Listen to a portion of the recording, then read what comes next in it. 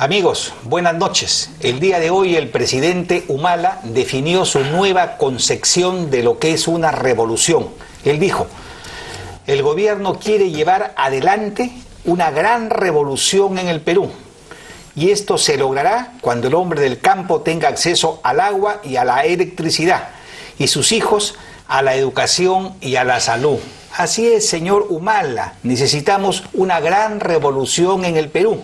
Pero esta revolución no se construye matando policías y tomando cuarteles. La revolución, en su sentido auténtico y constructivo, consiste en enseñarle a leer y escribir al que no sabe. En el Perú todavía tenemos millones de peruanos que son analfabetos, exactamente el 7.5% de la población.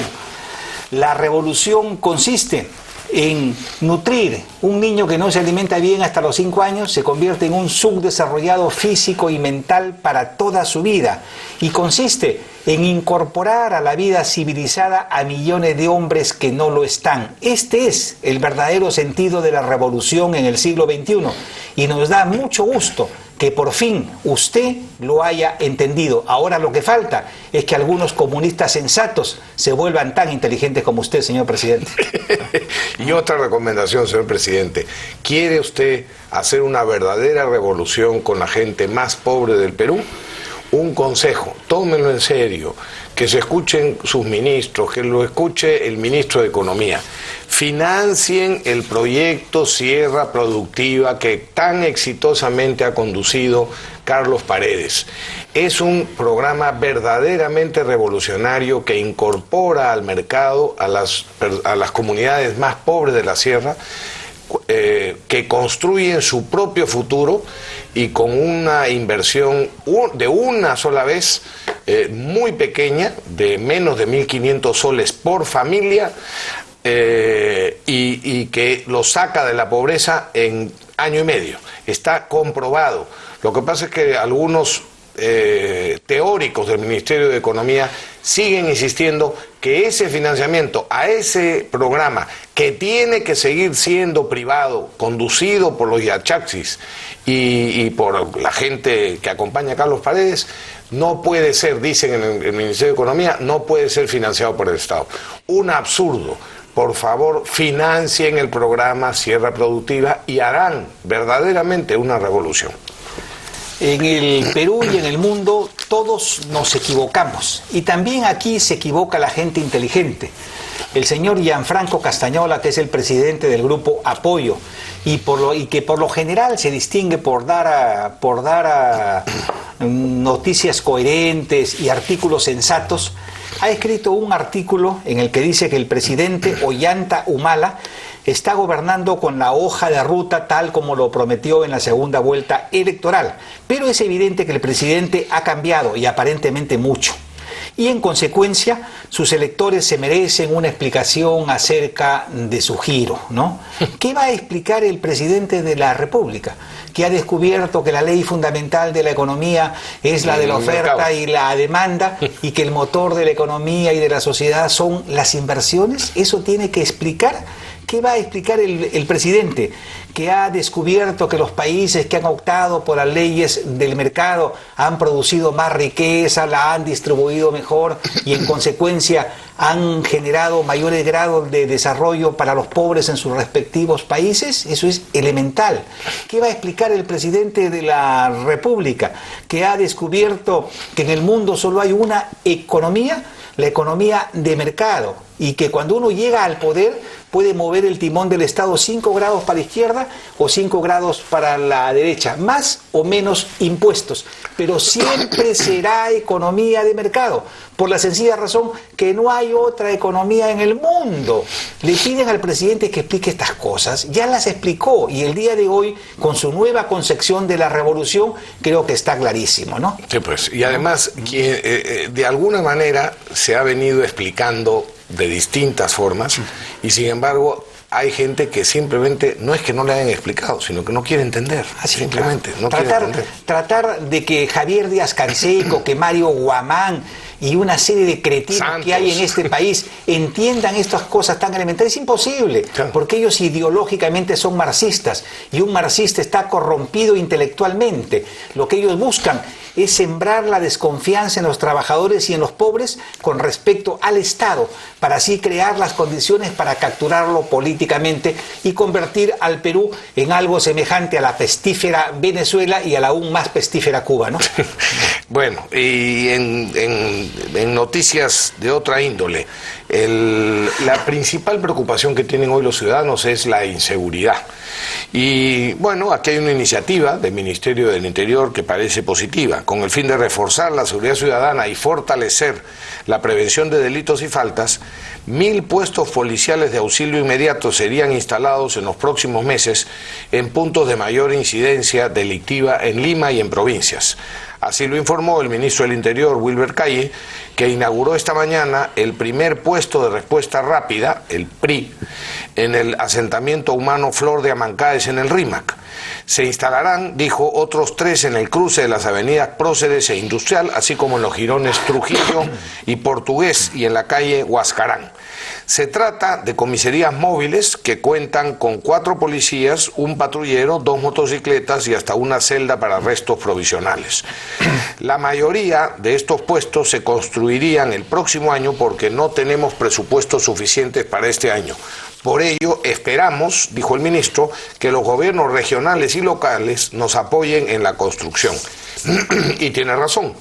El Ministerio de Economía no tiene suficiente presupuesto para alcanzar esta meta, pero efectivamente debería de ser una de las principales preocupaciones de los alcaldes y de los presidentes regionales, en muchos de cuyos casos hay miles de millones de soles estancados en los bancos por falta de proyectos. Esto es un proyecto que ataca directamente a la principal preocupación que tienen hoy los peruanos. Ojalá le hagan caso al ministro, en este caso acertadamente.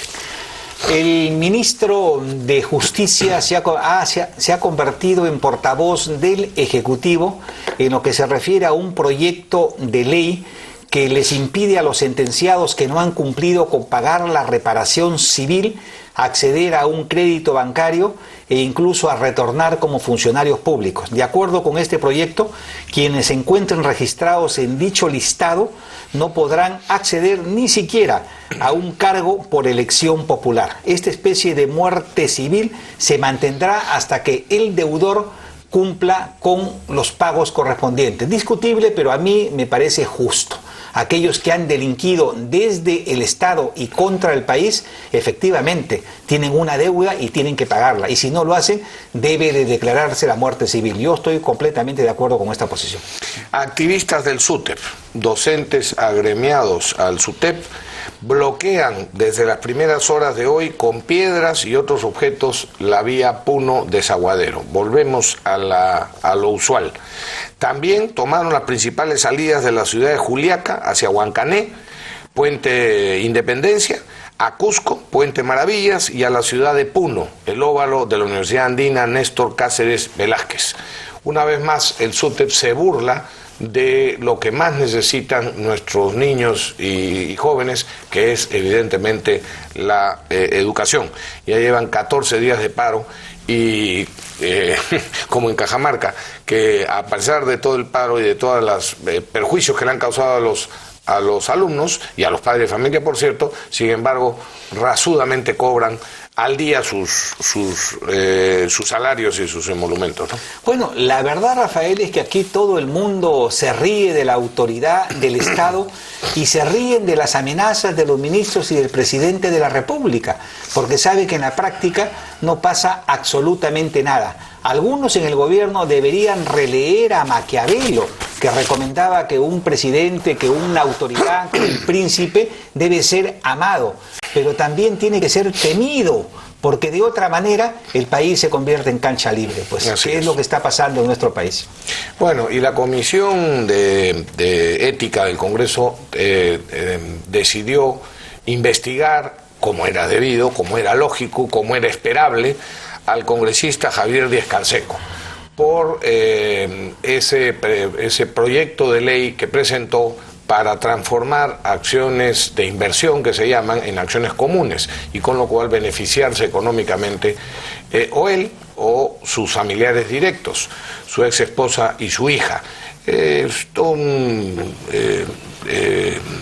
una retahíla que no es la primera vez que comete el señor Javier Díaz Canseco. Le llegó la hora, como ha dicho bien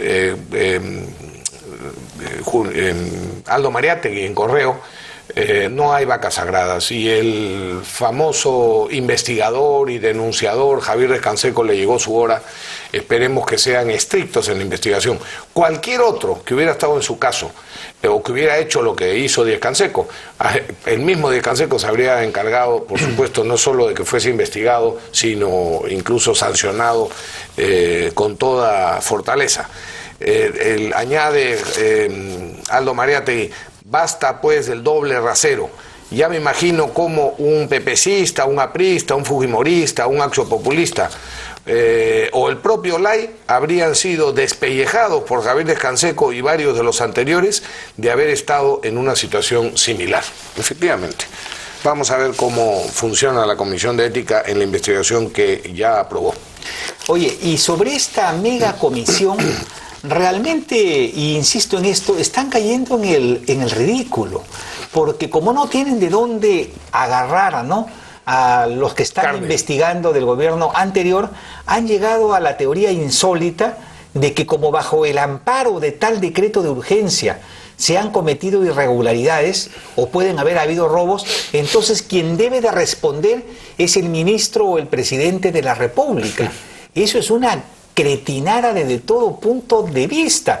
O sea que si tú has sido ministro de Economía y has sacado un decreto de urgencia sobre determinadas exoneraciones tributarias y alguien en el camino abajo roba, ¿no?, o delinque, tiene que responder el ministro de Economía o el presidente de la República. ¿Dónde se ha visto semejante disparate? Bueno, es una en el Perú. ¿no? En el Perú, efectivamente, ¿no? Javier Valle Riestra decía, si a mí me acusasen de haber asesinado a Abraham Lincoln, ¿no?, sí, yo huiría por el terror que me inspira el Poder Judicial, ¿no? Vamos a un corte, amigos.